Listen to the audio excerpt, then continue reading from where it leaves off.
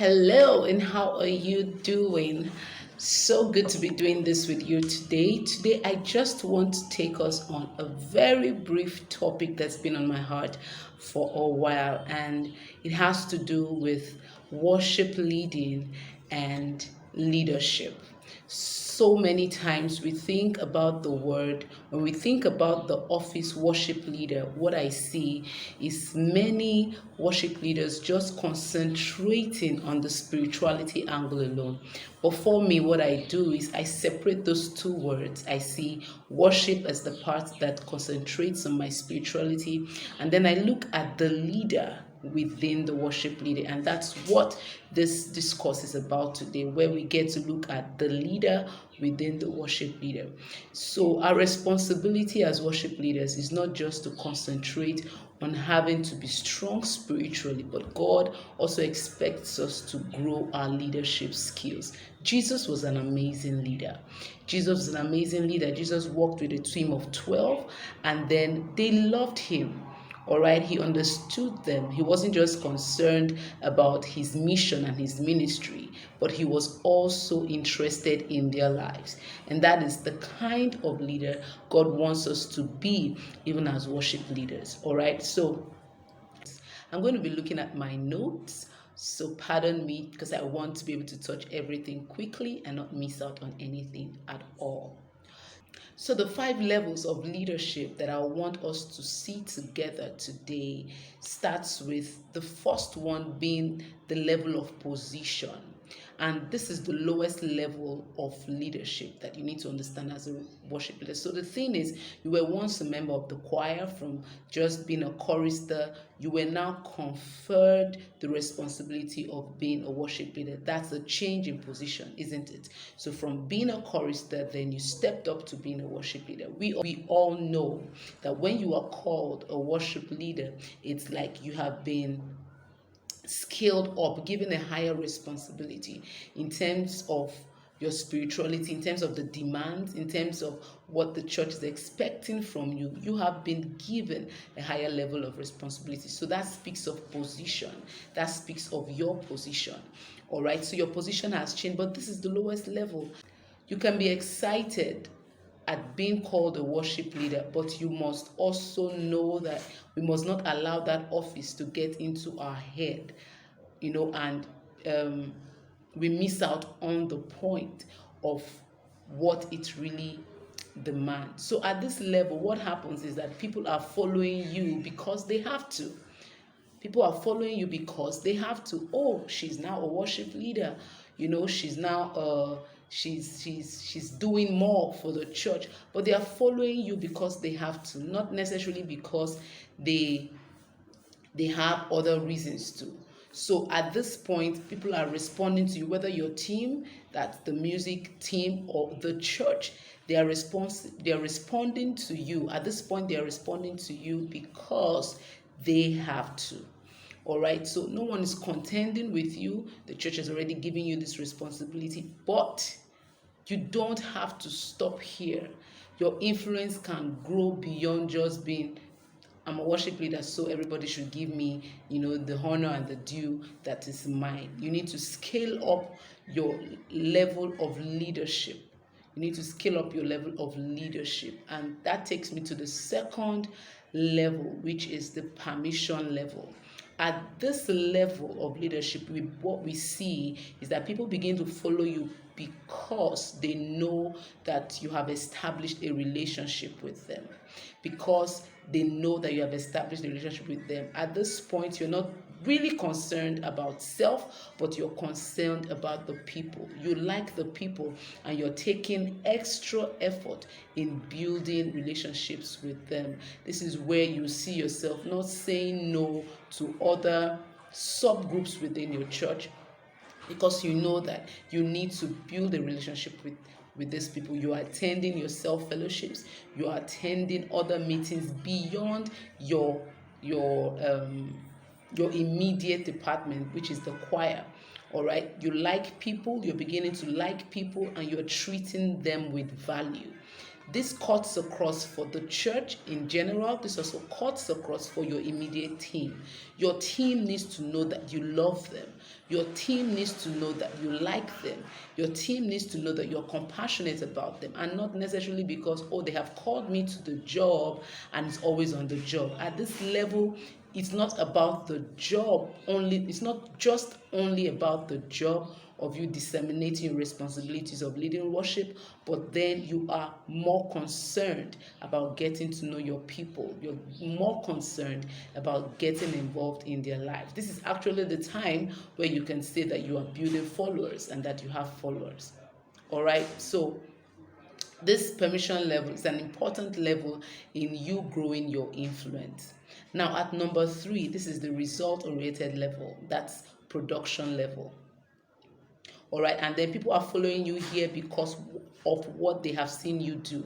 Now, all of these levels do not stand aloof, do not stand alone. Like I said, it's a build-up. It's a build-up. This is how you grow your influence beyond the position level.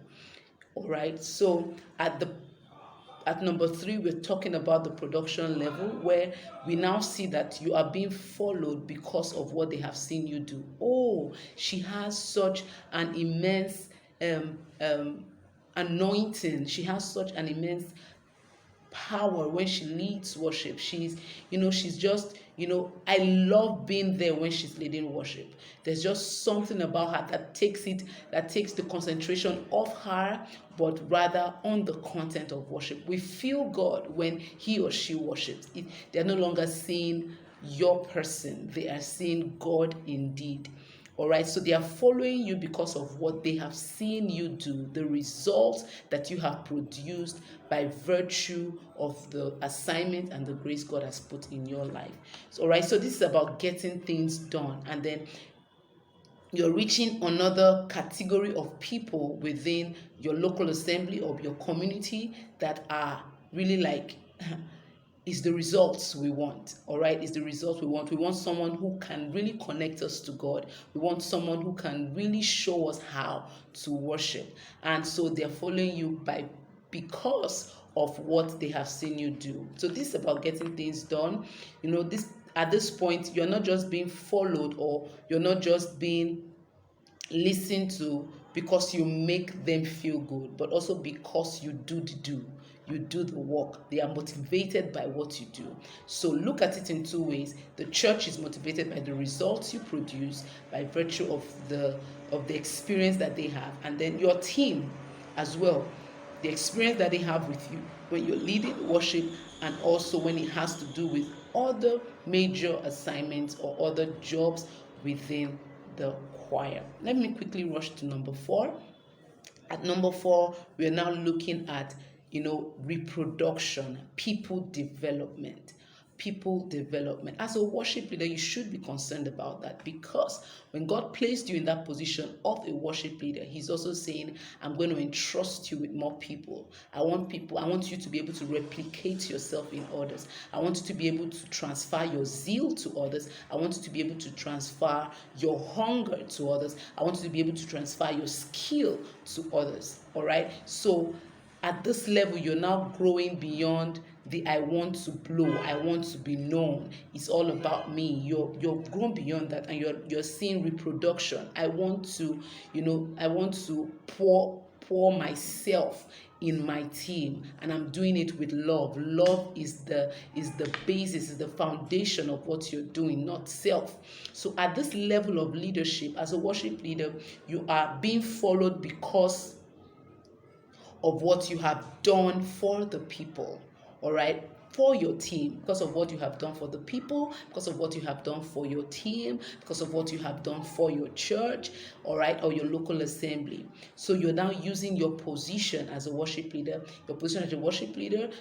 you're using your position, you're using your relationship. The first 3 levels we have talked about: position, and then production. You are now harnessing all of that and making it to do more in the lives of the people in your circle of influence. So that's level 4 as a worship leader. You need to think and grow your level of leadership to that point where you're beginning to think of developing people. And quickly, at number 5, we're now looking at pinnacle.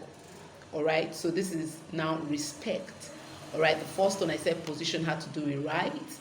I said number 2, permission had to do with relationships. I said number 3, production had to do with results. And then at number 4, people development had to do with reproduction. And then at number 5, we're talking about pinnacle. Like this like the peak. Your brand has been built. All right, your brand has been built as an established worship leader who is not selfish, who is not just conscious of position, but who has harnessed all of these entire levels to build a strong brand.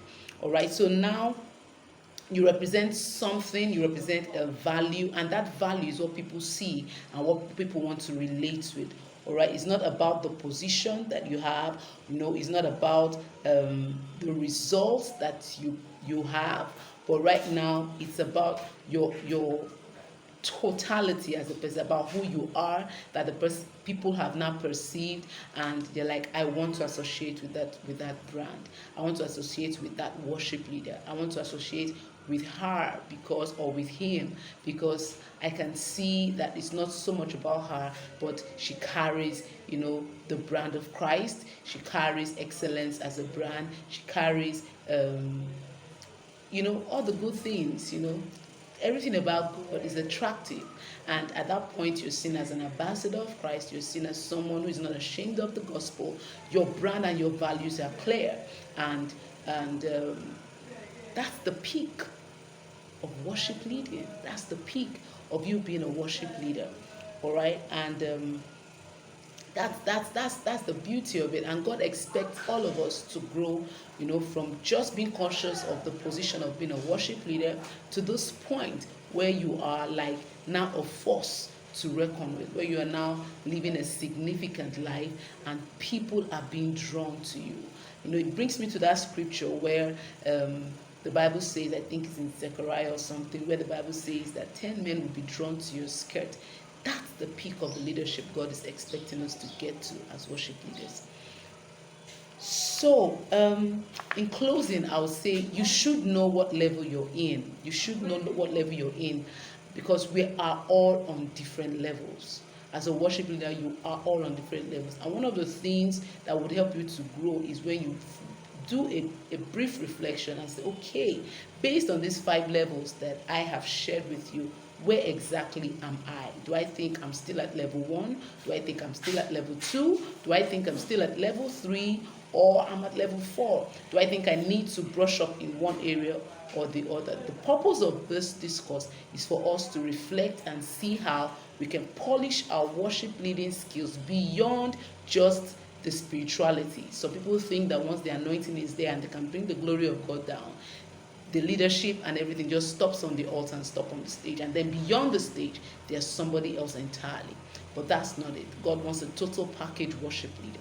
All right, it's been so good having this time out and discussion with you. I'm looking forward to the next video. I hope you too are doing so. God bless you.